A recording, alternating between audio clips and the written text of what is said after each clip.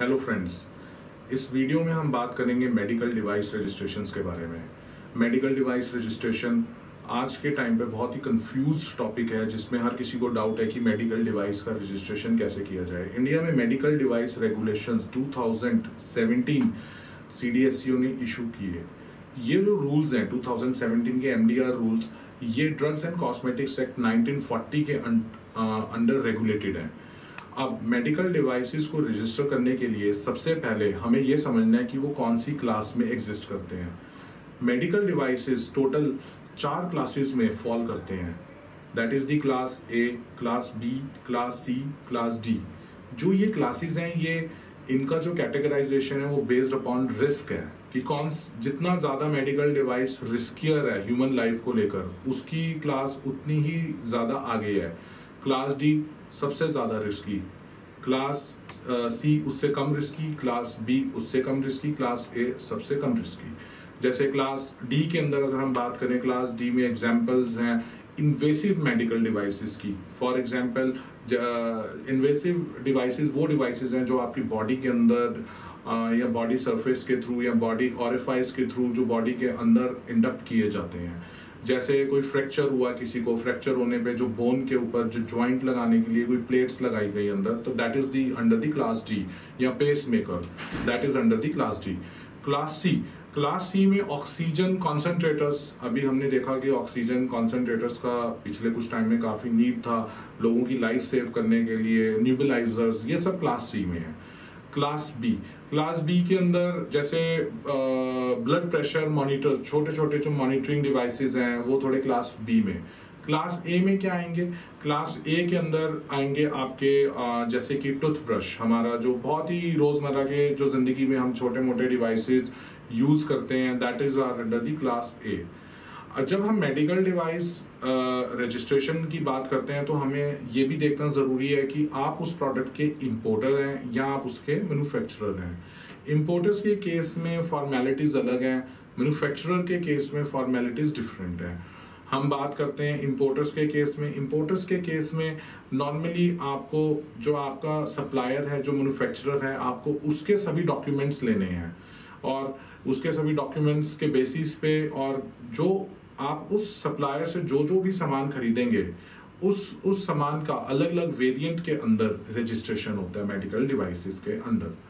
वैसे ही मैन्युफैक्चरर का है, आप जो मैन्युफैक्चरर है वो अपनी जितनी भी उसकी मैन्युफैक्चरिंग साइट्स हैं, जैसे एक साइट दिल्ली में है, एक साइट आपकी बॉम्बे में है, तो आप दोनों साइट्स को रजिस्टर कराएंगे। और जो दोनों साइट्स पे जो प्रोडक्ट्स आपके हो रहे हैं मैन्युफैक्चर, हो सकता है कि कोई प्रोडक्ट्स आपके क्लास A B में हो, कोई प्रोडक्ट्स आपके क्लास C D में हो, तो अलग अलग क्लासेस में रजिस्ट्रेशन होगा। क्लास A और क्लास B, इन दोनों का रेगुलेशन स्टेट के अंडर आता है। अगर इन दोनों से रिलेटेड जो भी रजिस्ट्रेशन होगा वो स्टेट को राइट्स हैं, और क्लास C और क्लास D को जो रजिस्ट्रेशन है उसका राइट बेसिकली सेंट्रल के पास है। CDSCO उसका रजिस्ट्रेशन करेगा आपका। अब मेडिकल डिवाइसेस की अगर हम बात करें तो जैसे मेडिकल डिवाइसेस अभी total 37 kinds of medical fields के अंदर कैटेगराइज्ड हैं। जैसे आपने देखा होगा गायनेकोलॉजी एक डिपार्टमेंट होता है, आप हॉस्पिटल में जाते हो, या आइस का डेंटल का अलग डिपार्टमेंट है, या ऑर्थोपेडिक्स का अलग है, तो या एंडोक्रोनोलॉजी का अलग है। तो इस तरीके के हर डिपार्टमेंट में on an average 100 to 200 medical devices notified हुए हैं जो आपको रजिस्टर कराने हैं। मेडिकल डिवाइसेस के अंदर जब भी आप रजिस्ट्रेशन कराते हैं तो सबसे इम्पॉर्टेंट चीज़ है डॉक्यूमेंटेशन, कि आपको उसका डॉक्यूमेंटेशन कैसे करना है।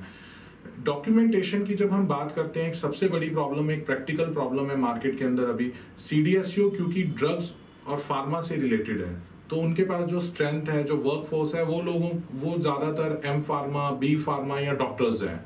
अब जो मेडिकल डिवाइसेस हैं, मेडिकल डिवाइसेस को करने के लिए आपको ज़रूरत नेसेसरली सिर्फ डॉक्टर्स की ही नहीं है। डॉक्टर्स तो सिर्फ आपको आउटपुट बताएंगे कि उस मेडिकल डिवाइस का अल्टीमेट रिजल्ट क्या होना चाहिए, बट आफ्टर ऑल उसका वर्किंग प्रिंसिपल इलेक्ट्रॉनिक या इलेक्ट्रिकल इंजीनियर्स या फिर इंस्ट्रूमेंटेशन इंजीनियर्स या फिर बायोमेडिकल इंजीनियर्स करेंगे। अब इंडिया में हमारे प्रॉब्लम है कि भी इस तरीके के जो इंजीनियर्स हैं इनकी भारी कमी है, इस तरीके के स्किल सेट की बहुत ज़्यादा कमी है। इनफैक्ट अभी रिसेंट में ही एक मेडिकल डिवाइस एसोसिएशन ने दिल्ली में सुप्रीम कोर्ट में PILB कोर्ट में मूव किया है कि भी CDSCO के पास अप्रोप्रिएट इसके मीन्स नहीं है, so how would they get the medical device registrations. तो इसी चीज़ों की प्रॉब्लम को सॉल्व करने के लिए इस पे अगर आपको कोई भी मेडिकल डिवाइसेस को कोई भी रिलेटेड प्रॉब्लम आती है रजिस्ट्रेशंस को लेके, आप यू कैन कांटेक्ट अस। हमारे पास अपनी स्पेशलाइज्ड टीम है जो कि जिसमें बायोमेडिकल इंजीनियर्स भी हैं, हमारे पास प्रोडक्शन इंजीनियर्स हैं, इलेक्ट्रॉनिक एंड इलेक्ट्रिकल इंजीनियर्स हैं, हमारे पास अपने इंस्ट्रूमेंटेशन इंजीनियर्स हैं जो कि आपकी सारी QMS की डॉक्यूमेंटेशन, आपकी मैन्युफैक्चरिंग साइट की डॉक्यूमेंटेशन या आपकी प्रोडक्ट की डॉक्यूमेंटेशंस को बनाने में आपकी हेल्प करते हैं। किसी भी मेडिकल डिवाइस को रजिस्टर करने के लिए आपको लगभग 25 से लेके 50 के बीच में, 25 से 50 के बीच में नंबर ऑफ डॉक्यूमेंटेशंस लगते हैं, और वो डॉक्यूमेंटेशंस काफ़ी कॉम्प्लेक्स और काफ़ी लेंदी हैं। But in case of imports, अगर वो डॉक्यूमेंटेशन आपके सप्लायर ने उसको ठीक से बनाया हुआ है पहले से, तो इंपोर्ट्स के केस में it becomes little easy. But manufacturing के केस में तो एंड टू एंड आप ही को ही डॉक्यूमेंटेशन बनाना है, तो उसमें आपको एक हैंड होल्ड सपोर्ट की ज़रूरत पड़ ही जाती है। तो इस वीडियो के अंदर नीचे स्ट्रिप के अंदर हमारा ईमेल आईडी, हमारा मोबाइल नंबर, अगर आपको कोई क्वेश्चन है कोई इस वीडियो से रिलेटेड या मेडिकल डिवाइस से रिलेटेड, आप हमारी वेबसाइट पे विजिट कर सकते हैं, हमें ईमेल कर सकते हैं और आप यहाँ हमारे को फ़ोन कर सकते हैं। Thank you.